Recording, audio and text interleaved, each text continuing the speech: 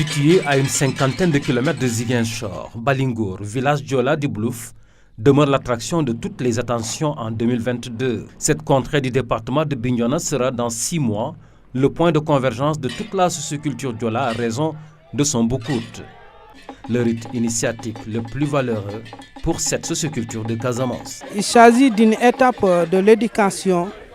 Et une fois à l'intérieur du bois sacré, les garçons reçoivent une éducation, des initiatives qui leur permettent, une fois au sortie de ce bois sacré, de pouvoir être des responsables, des chefs de ménage. Et c'est en ce moment-là qu'ils ont le droit de se marier. C'est pourquoi il y a plusieurs interdits qui empêchent aux garçons de se marier avant l'âge de 20 ans. Et là, c'est comme les garçons ne doivent pas s'approcher des filles et qu'on ils ne doivent pas connaître la femme jusqu'à être initiés au niveau du bois sacré à l'âge de 20 ans et au-delà maintenant, au sortir de cette initiation, ils ont le droit maintenant de se marier.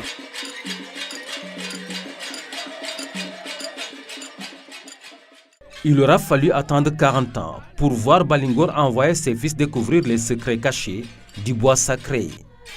Un rendez-vous entre la jeune génération de garçons et les ancêtres, telle une université de la vie.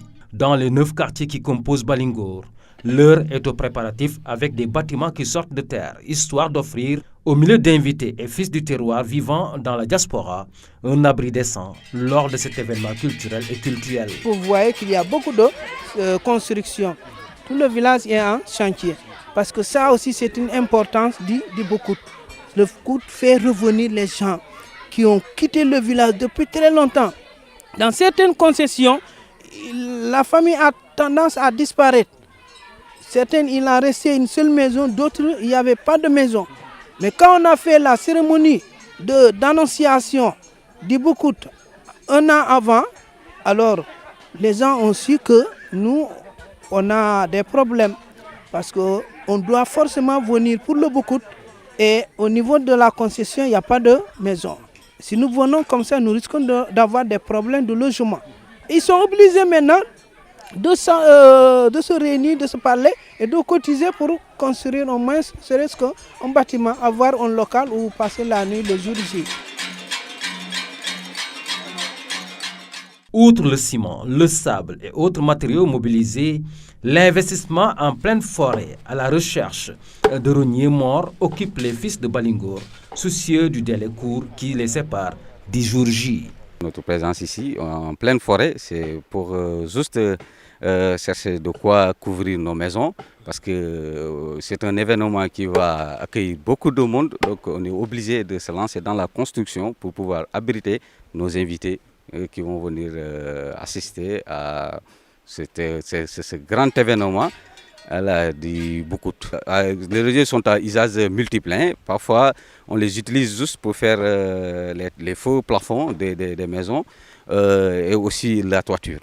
Donc, c'est ce que ça sert. C'est nos rosiers qu'on abatte comme ça là.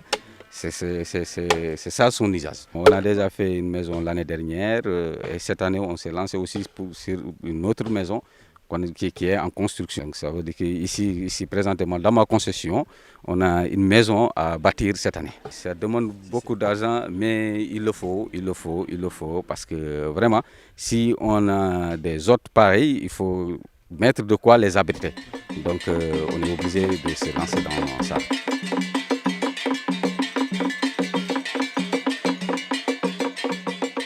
Si les constructions marchent bien pour certaines familles, pour d'autres, ce n'est pas le cas, car les moyens font défaut. C'est le cas pour ce responsable de ménage obligé de tout abandonner pour éviter de vider ses économies dans ce chantier au moment où il doit recevoir des dizaines de jours durant plusieurs invités, immoler des bœufs entre autres. Parce que vous me là, bon.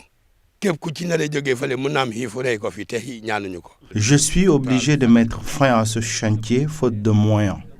Si je continue, c'est la faim qui va tuer mes hôtes durant le Boukout et ça, je ne le souhaite pas. Nous implorons l'aide de tous pour nous en sortir d'ici le mois d'août. D'ici août.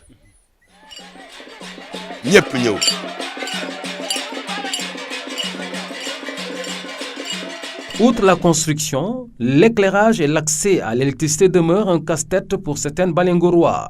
Cette vieille dame, devenue chef de ménage pour avoir perdu son mari, en fait un vœu pieux. Appuyé sur l'interrupteur une fois dans sa vie, demeure le plus grand rêve pour cette femme. Je ne suis pas tranquille là où je suis, ni lampe, ni eau courante. Voilà mon casse-tête. Dans notre quartier, la plupart des chefs de ménage sont arrachés à notre affection.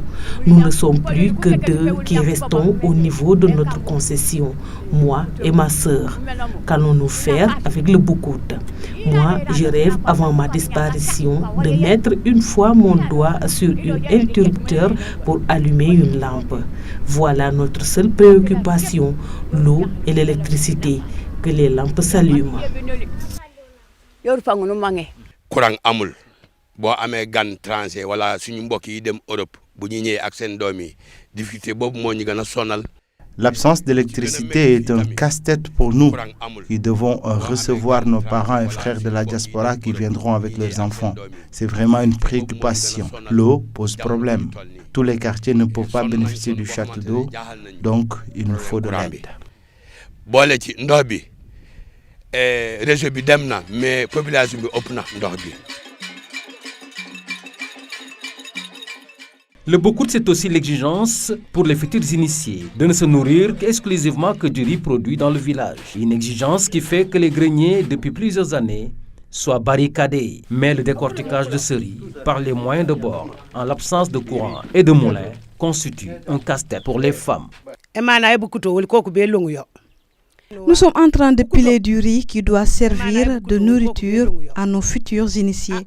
Nous, à Kabylie, nous n'avons pas de machine et nous sommes obligés de le faire par nos mains. Nous sollicitons des moulins car nos fils ne se nourriront exclusivement que de ce riz venant de nos rizières et ceci jusqu'à leur sortie du bois sacré. Que toute bonne volonté qui veut nous aider le fasse.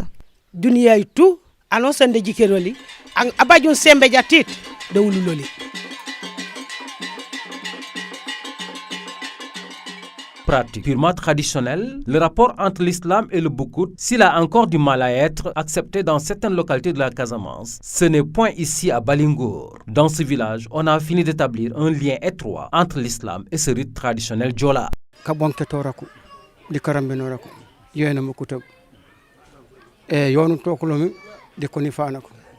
Le boucout, c'est la solidarité, le pardon. C'est ce que nous avons trouvé comme legs de la part de nos ancêtres. Il procure une bonne éducation et des valeurs positives à nos enfants. La circonspection était une réalité chez nos aïeux. Par exemple, aider quelqu'un à nourrir sa famille sans qu'il sache qui l'a aidé était une pratique bien de chez nous. Et l'islam aime aussi la discrétion. C'est à la limite une recommandation de l'islam de suivre les valeurs ancestrales positives. Ce que nous les Djola, nous faisons. Les familles qui se sont disloquées depuis longtemps trouvent une occasion pour se reconstituer, d'où les constructions de maisons dans le village.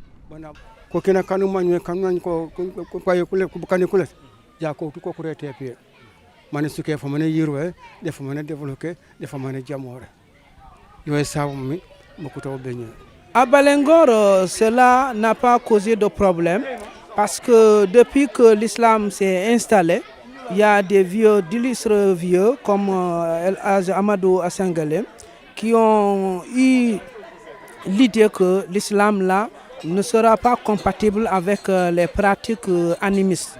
Et dans ce cas, ils ont demandé aux animistes qui restaient d'enlever tout ce qui n'est pas en rapport avec l'islam.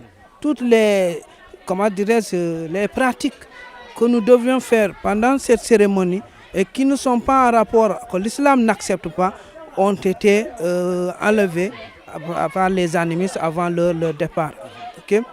Ce qui a fait que beaucoup à Balingor cohabitent bien avec l'islam. La tradition interdit à ce que quelqu'un tue un prochain. Parce que si vous le tuez, alors il y aura des sanctions, vous allez attraper des maladies qui vont pratiquement ravager toute votre lignée. Ce qui fait que les gens ont peur de voler, de faire du mal à leurs prochains. Okay? Donc, et ça, l'islam également interdit le vol, interdit la tuerie. Donc cela, c'est pratiquement une pratique de l'islam. En outre, les liens familiaux. L'islam préconise la cohésion sociale. Le boukout également préconise la cohésion sociale. Parce que durant cette cérémonie-là, avant d'entrer dans le bois sacré, on vous fait passer le circuit, le trajet de votre lignée sous forme d'arbre généalogique. Depuis votre arrière-arrière-grand-père, on vous amène là où il a eu des liens. Et ils vont couper une partie de vos cheveux et ils vont garder. Et on vous montre que là, vous êtes des parents avec cette famille. Et ça, l'islam aussi préconise cela. Et encore, il y a d'autres importants que nous pouvons citer. Le regroupement. C'est ce qui a amené la cérémonie d'aujourd'hui. Pour renforcer la cohésion, l'entente, l'union.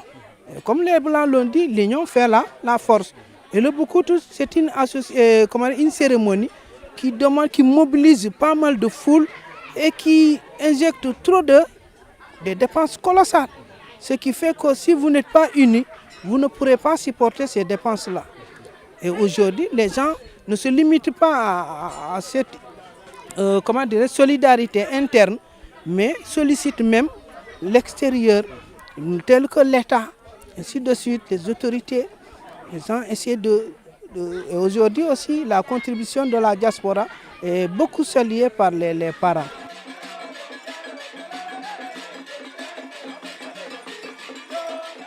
Ouvrir le bois sacré à la nouvelle génération trouve sa sacralité dans les actes posés jour après jour, mois après mois, menant vers ce rendez-vous. Aucun sacrifice ne sera de trop pour relever le défi de la sécurité et de l'organisation. Dans ce quartier, hommes, notables, imams, enfants et femmes, dans le cadre d'une recommandation faite à l'endroit des 9 quartiers de Balingor, immoler un bœuf de couleur blanche, préparé à servir à toute l'assemblée en guise de sacrifice et prière. Cette charité est pour tout le village de Balingor. Chaque quartier doit immoler un bœuf blanc. C'est juste pour implorer Dieu qu'il nous donne la paix. Quand tu organises le boukout, ce n'est plus pour ton village seulement. C'est pour tout le monde. Nous souhaitons que toute personne qui viendra pour le boukout à Balingor soit reçue en paix, séjourne en paix et retourne avec la même paix. C'est pourquoi nous faisons ces charités.